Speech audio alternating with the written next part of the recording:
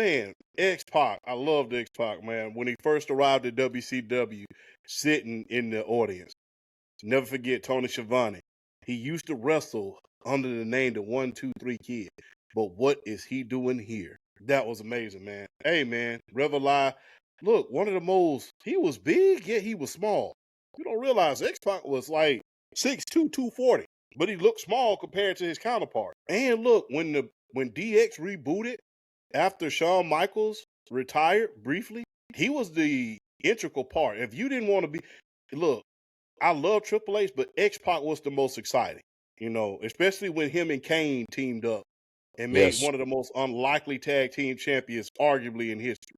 And remember, Kane was kind of unstable back then, so for them to win the tag team championship, their first reign together was amazing. So they not only beat, they beat the Acolytes in order to get them. And you know how tough the Acolytes was. Winning the UMP title at SummerSlam. At the Survivor Series against D'Lo Brown. That was amazing. Look, the DX Express, hitting Kane with the flamethrower. Remember when he hit Kane with the flamethrower? That was good. Look, being behind the scenes doing the interviews in WCW with the NWO. Remember the promo he did that he got sued for? Oh, you talking about when he WCW holding Bischoff? Yeah. No, WCW holding Kevin Nash and Scott Hall hostage. Yeah. Oh, the first WWF interview. Yeah, that was the promo. that was Yeah. great. Man, that X-Pac was special, man, because he was one of the greatest mid-carders probably that we ever want to see. Not to mention, he was part of the most influential groups of all time. He's part of the NWO and part of DX. If you want to put that into perspective, that's just like a boxer fighting Mike Tyson and Muhammad Ali in their lifetime. That's what that's equivalent to. So you being a part of that. And look, let's not forget when he was part of the X Factor with him and Just Incredible. Yo, you dealing with the X Factor. I'll never forget that, man. Him, Just Incredible. Remember him and Albert teamed up together. Yeah, man, X-Pac was that guy, man, especially when he used to do the chop. He used to jump up at the end of it and then do it. Man, X-Pac was special, man, and, you hate to see, and when he was inducted into the Hall of Fame. Oh, yeah, last one for me. When he came back, when they brought back DX, when they brought back the DX and the NWO at WrestleMania. When they relived the Monday Night War just one more time. So that was special, man. That was special, man. We wanted to see that in the great words of John Bradshaw Latefield. We wanted to see this battle in the 90s, but we're getting it right now. Get after it, guys. BRF. You know what, man? X-Pac, 6, Sean Waltman. Definitely an underappreciated wrestler. If you were a fan of like WCW, like around like, the genesis of like the New World Order, if you go back to that first NWO Sold Out, there's a match I highly recommend y'all seeing if you haven't seen it. A United States Heavyweight Championship it was a Cruiserweight Championship ladder match. It was Six and Eddie Guerrero. If y'all have not seen this match, I'm gonna need y'all to do so like immediately, because you got to remember this was NWO Sold Out, so this was all NWO. It was commentary, like even when yeah, exactly, their own referee, biased commentary. I mean, even the entrances, like if a WCW came out, I mean, the entrances was trash. Like they would just say the name, wouldn't play no. They would just say the name, wouldn't play no music, and would just walk out to the ring. But that ladder match with Six and Eddie Guerrero for the Cruiserweight Championship. If you have not seen that match, I highly recommend you go see that match, because that was like one of those kind of like revolutionary like singles ladder matches that kind of helped bring the ladder match up to what it is. So I definitely recommend that match. Yeah, the X-Pac Kane tag team was I had a lot of fun watching that. Like when they won the tag team titles and X-Pac got Kane to talk without the little voice thing he had. I mean, like, come on, you like that was that was cool because Kane, if there was like a picture of the phrase like tormented soul and there was a picture beside it, it would have been Kane. Like as far as like the character and what he was playing at the time. So X-Pac getting Kane to open up like that and kind of show a human side that he hadn't really got to see, before, X-Pac ultimately turned on him. But still, though, it was a heartwarming thing to see, and that angle was just really, really good. The X-Pac Kane tag team winning the tag team titles. I mean, and honestly, it's not like they were a bad tag team. They were a really, really good tag team because teams like that contrast really well when you have the smaller guy, the striker, the high flyer, the more technical guy, and then you get Kane, who's like one of the greatest big men we've ever seen, like just the quintessential, just can jump off the top of every once in a while, but he's a brawler, power guy.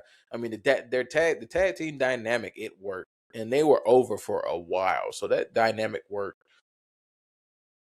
But yeah, like, and the DX rebirth, like after Shawn Michaels, like he retired, the 4-year hiatus, and that promo he cut, just dog walking everybody in WCW, like really, because like back then, like a lot of those promos that they would cut, it was like it wasn't as much. It's a little more taboo, I think, in a sense now than maybe then, or maybe I'm wrong. I don't know, but like they would, like a guy would leave another company, would go to the other side, and would just unleash the most scathing promo at the other organization, and you don't always necessarily you don't necessarily see it as much. Like they may say some stuff and they may kind of like, you might be able to figure out the context. Back then some of these guys would just out and out say it.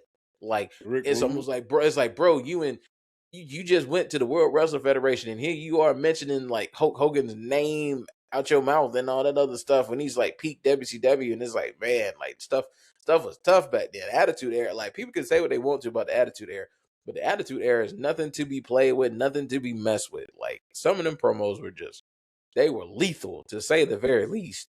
Yeah, the feud he had with Shane McMahon was definitely underrated. Definitely underrated. WrestleMania 15. WrestleMania 15, Shane McMahon beat with the XP uh, t-shirt. like any, yeah, exactly. Like man, boy, Shane McMahon had a way with his jerseys and his T-shirt. Like my favorite one with Shane, real quick, was the Big Show, and he had "Which way did he go" on the shirt. Like he had "Which way Remember did he he wore the go." one with the croc. Remember he wore the one with the Yes, t-shirt with the croc on there. The croc. yes, the croc. Yeah, the croc. Oh my god. But But yeah, I think the only thing you hate about X Pac, and it's a shame, is there's a term of heat that's named after him. It's the go away heat. It's called X Pac heat because it's like it's not a good type of heat. It's the type of heat you get when like people just really don't want to see you on TV because they think you're boring. And like he was X Pac for so long, and there was like no shift or no change in his character. Fans like literally got tired of seeing him on TV.